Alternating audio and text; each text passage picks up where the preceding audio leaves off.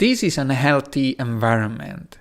An healthy environment is an environment where there is diversity, biodiversity, we could say, meaning a variety and a variability of species. Biodiversity refers also to the number and distribution of species, meaning that there is abundance of species and they are well distributed into the space of a certain environment, of a certain ecosystem.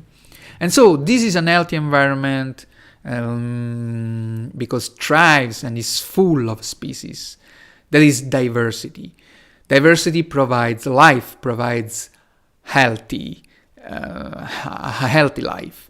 And so how this is possible? It's possible, of course, there are many mechanisms involved and there are many reasons, but here we highlight one very important reason, that is the presence of a keystone species, which is in this case the wolf. What is a keystone species, as in this case the wolf? Keystone species is a species that generate a top-down control, so to say. Top-down control refers to when a predator controls the structure of population dynamics within a certain ecosystem. What does that mean? This is what we are going to see in this lecture. So the wolf is the keystone species in this environment. What does that mean? It means that if we are gonna move away from this environment part of the wolf population, here we go, this is gonna affect the environment at least up to a certain degree, for example, because there are less wolves around, the elk and deer population, which are the animals we have been choosing in this example, those animals on which wolves feed will improve their population because there are less predators around, so the number of elk and deer will grow, and because they are herbivores they will feed more on plants and grass and foliage, and so that part of the vegetation will be affected by the presence of more herbivores around. As a consequence, birds' population will be affected because there are less trees around, less small tree, less foliage in general. Birds will be affected because they use those trees for creating their nest. Like, for example, songbirds put their nest on baby trees, or woodland birds use some bigger trees to hide from predators and so on. So the birds' population will be affected. And so we will start to see that there is a cascade of events that start from a decreasing population of wolves and start to have some side effects, some negative effects on other populations, so to say. But actually, what would happen if we remove completely the wolves from this environment? Well, the elk and deer population will grow exponentially, and so the herbs and trees and foliage will be all foraged by those herbivores, and therefore birds will be even more and more affected. And as a consequence of less foliage and herbs and flowers, insects too will be affected by that cascade of events. And beavers will be affected too, because the environment start to offer less food for them too.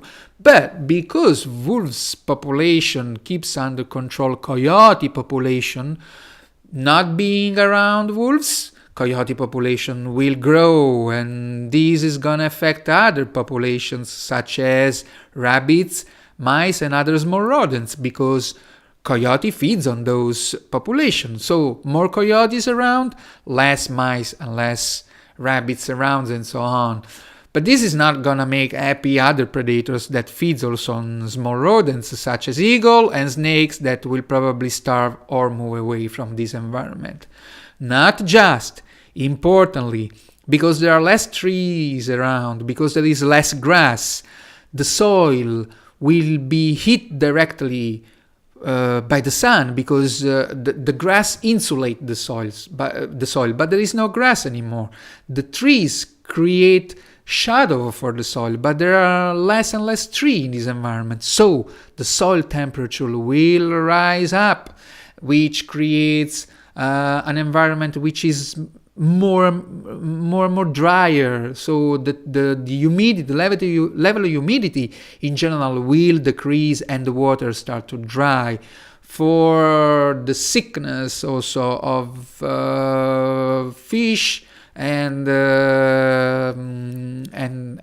amphibians, which lives in ponds and rivers and so on. So the whole system will start really to change, and with time will become sick. There are no other words to describe that.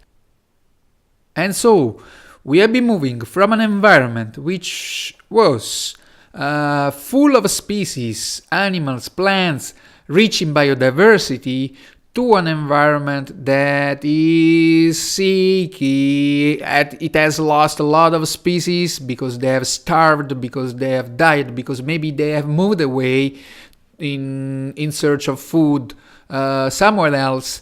And yes, there are some species that have improved their population within this environment, like elk and coyote, for example. But in the long run, they will starve anyway, because food is scarce for them too, is gonna be scarce for them too. So why that happened? Because we are missing in this environment the keystone species, which is the wolf. And in fact, what would happen if we reintroduce the wolf in this environment? Well, the immediate consequence will be that the animal on which wolves feed, elk and deer, as in this example, will decrease. And therefore, they are herbivores, and so less herbivores around.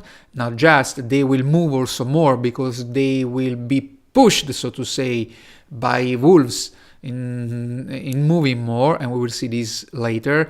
So the vegetation will have time to recover, because there are less herbivores around, and therefore birds will come around again, because there are more trees, more foliage, they can put their nest, they can hide from predators.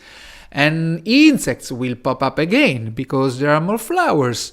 And beavers will also be happy, because there are more willows around. And importantly, because there are wolves around now, the coyote population will be kept under control, and therefore the rabbits and mice and other small rodents population will improve again, for the joy of other predators such as the eagle and snakes, among others, that feed on small rodents. Not just, also foxes and jackals may come around, not just because they feed on small rodents, but also because they are scavengers. So they take advantage of what wolves leave around after having hunted, so the leftover of a carcass that may be left after their passage. And so, importantly, because there are more trees around, and because the grass is maybe growing again, the soil is insulated from the heat of the sun, by the grass, and by the shadow provided by trees. And so the temperature of the soil will start to decrease, which allow the level of humidity to come back, the water to come back, and therefore the fishes and all the inhabitants of the water, the ponds, the rivers, will thrive again, and included the river itself, and amphibians, and so on. So the whole environment will recover, will thrive again, will be rich again in biodiversity, populated by so many species of animals and plants and every sort of organisms, because we have reintroduced the top-down control animal, the keystone species, that is the wolf. And this is what we have been observing, what has been observed in 20 plus years in Yellowstone National Park.